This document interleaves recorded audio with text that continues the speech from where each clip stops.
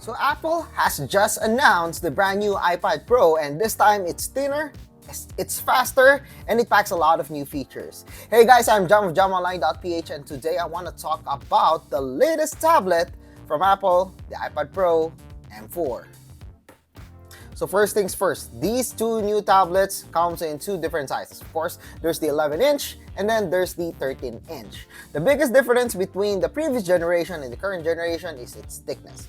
This time, the 13-inch is at 5.1 millimeters thin, while the 11-inch is at 5.3 millimeters thin. This is the thinnest Apple device from Apple ever.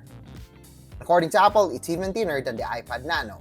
Now, one of the features that I love the most is the tandem OLED display. I know that's some like a marketing gimmick for some people, and for some people they might not appreciate that, as long as there's the good display, there's the good colors, and there's the pretty good brightness. Well, with the iPad Pro 11 and iPad Pro 13, which are now both running on an OLED display, tandem OLED display, this means that there are two OLED displays that are combined together to create a really bright display and a color accurate display. According to Apple, the iPad Pro can go up to 1000 nits brightness, and it can even go up to 1600 nits brightness during HDR content.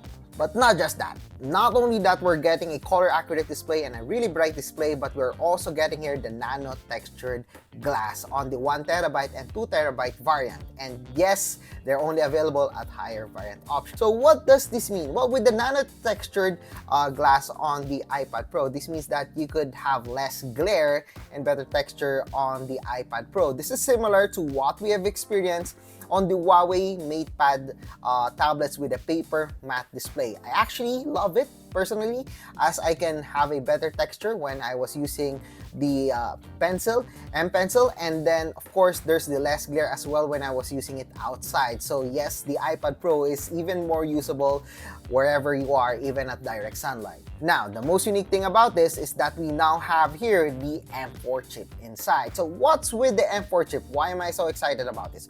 Well, because the iPad Pro is actually the first device to sport the M4 chip. Yes, not the MacBook. Basically, this is the most advanced chip that we can see from Apple, as we got here the M4 chip, the latest one. So basically, the M4 iPad Pro now supports ray tracing with games like Assassin's Creed. They've also demoed games like Zenless Zone Zero, which is an upcoming game from MiHoYo or HoYoverse. And of course, I believe there will be a lot more games that will support ray tracing and will take advantage of ray tracing, which is inside the M. Basically, it's the most advanced AI chip that Apple has right now. So I'm pretty sure that they're getting ready for iPad OS and iOS 18 this upcoming June. However, the 38 TOPS is still not that high compared to the Snapdragon X Elite Plus, which can go high as up to 45 TOPS. But unfortunately, we haven't seen any device running on Snapdragon X Elite or X Plus. But yeah, numbers are numbers, and Qualcomm still has the advantage when it comes to that. Now, the camera of the iPad Pro loses the ultra-wide camera. Well, I'm pretty sure that only a few people uses the ultra-wide camera. I actually have the iPad Pro, and I barely use the ultra-wide camera.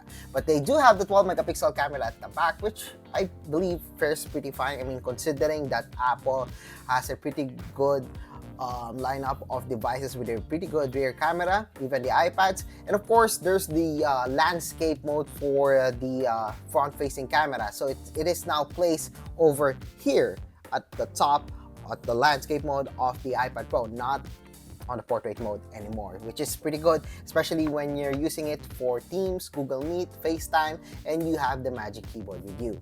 Speaking of Magic Keyboard, Apple has also introduced a brand new Magic Keyboard, which is now having an aluminum palm rest, and according to Apple, now has a more MacBook-like feel for the Magic Keyboard. Unfortunately, the Magic Keyboard, the brand new Magic Keyboard, only supports the M4 iPad Pro, not even the M2 iPad Air, because of its thickness and also its new form factor. The Magic Keyboard also comes with a function key similar to the MacBook, so you can now adjust the brightness, of course control the music and everything using the function keys that it's built in on the Magic Keyboard of the iPad Pro. And lastly, there's the Apple Pencil Pro that supports a lot more features, including barrel roll, in where you can rotate the pencil and it actually can be detected by the iPad Pro M4 or the iPad Air M2.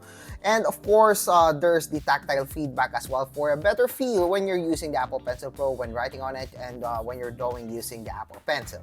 And then, of course, my favorite feature of this one is now it comes with a Find My, so you won't lose the Apple Pencil Pro anymore. Unfortunately, the Apple Pencil Pro only supports the iPad Air M2 and also the iPad Pro. So yeah, I guess that's it for the iPad Pro news. I'm pretty sure that we could probably see it in stores pretty soon, especially here in Canada.